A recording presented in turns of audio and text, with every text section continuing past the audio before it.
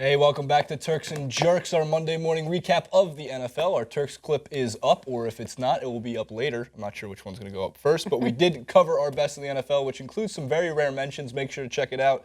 Joined today by Tracy Sandler at 49ers Fangirl. Make sure to check out her website as well. And our 49ers fan boy, I really like doing this transition. Right. It makes it great. It's great. I cover easy. 49ers for Al Jazeera America, which is it's a small beat, but it's mine. You can check out Michael on Al Jazeera America if you'd like, Michael Shore and Jason Rubin.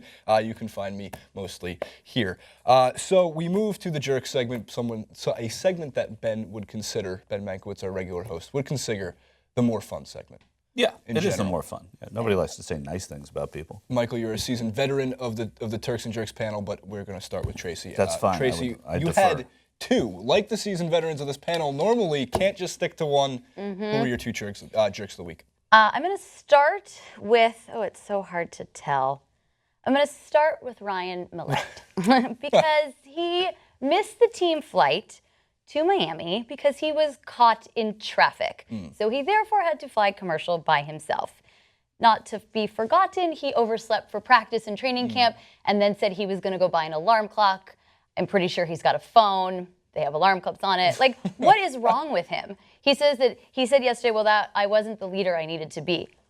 What is the matter with you? Be on time. Like, I have no words for that. Like, what is the matter with you? I can't imagine the traffic being so bad in Houston. It is terrible. By the way, it's terrible. Houston is. I know it has like a highway that wraps around the city. The like whole city. DC. The whole city is a high. It doesn't wrap around. It just goes along Houston. It's the I-10. You could get on it right over here and go to Houston right now if you wanted without getting off the road. My love of Houston. Said nobody ever. Yeah. My love of Houston could not be less heralded because you can say these things, right? It's my least favorite city in America.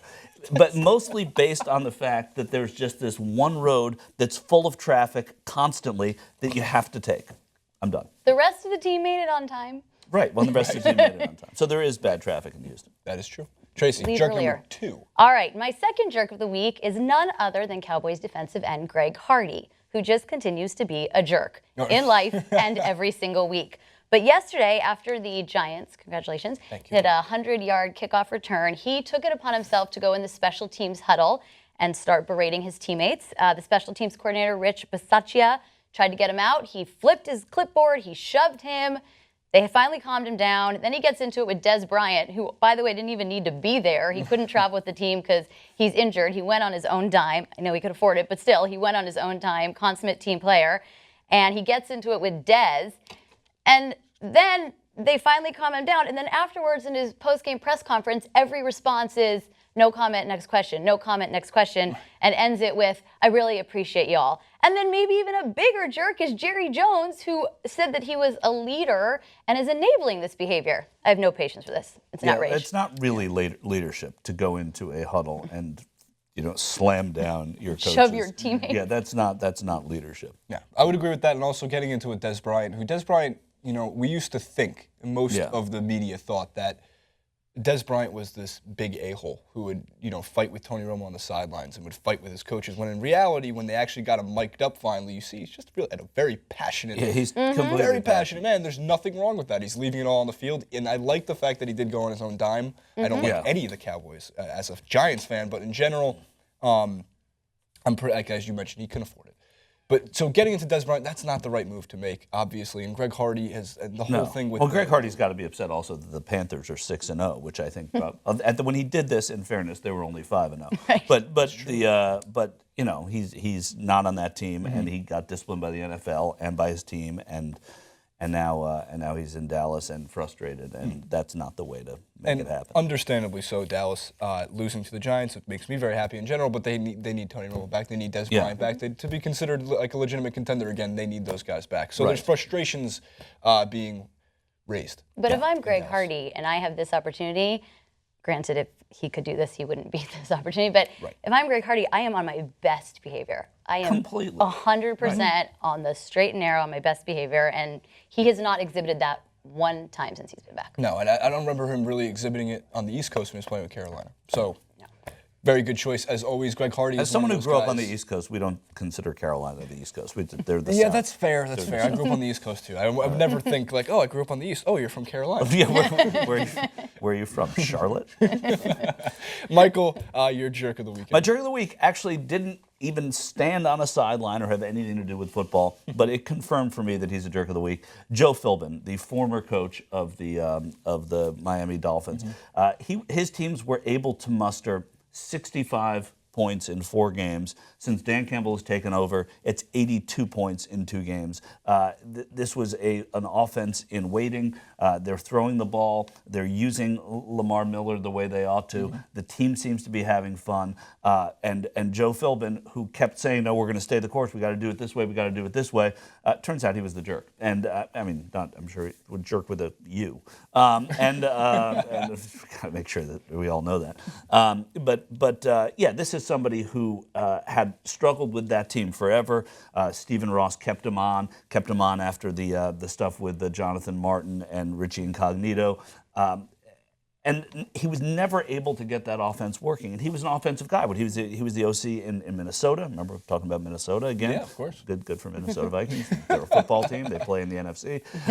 And so I think when you see that, and you could give the Turk of the week to Dan Campbell, but it seems like anybody could have said, whatever Philbin was doing was wrong. We have an offense here. We have a quarterback who can go downfield. We now have rookie receivers, and we have Jarvis Landry, and we have Lamar Miller. Yeah. So very happy you mentioned Jarvis Landry, who ran 75 yards to score a 40-yard touchdown, at least cutting back between the field. Right. But what was unbelievable about that run, if you watch that play, by the time he gets down and then across, he turns it on again. Yeah. The guy's got unbelievable talent, and that was a play that they never ran under Joe Philbin. I was calling for his head after week 2 and 3. He should have been, and when he finally gets fired, and obviously the Dolphins look like an offense that should be kind of feared in the NFL. I don't want to go out on the limb and say, oh, the Tannehill to Jarvis Landry connection is going to happen 14 times a year, because it might not. Right. But in the same vein. But they've looked like Obviously. a team. You hear about these teams having fun again. And Sue got a sack. The line, the defensive line seems looked to good. have subscribed to whatever it is that Campbell's preaching.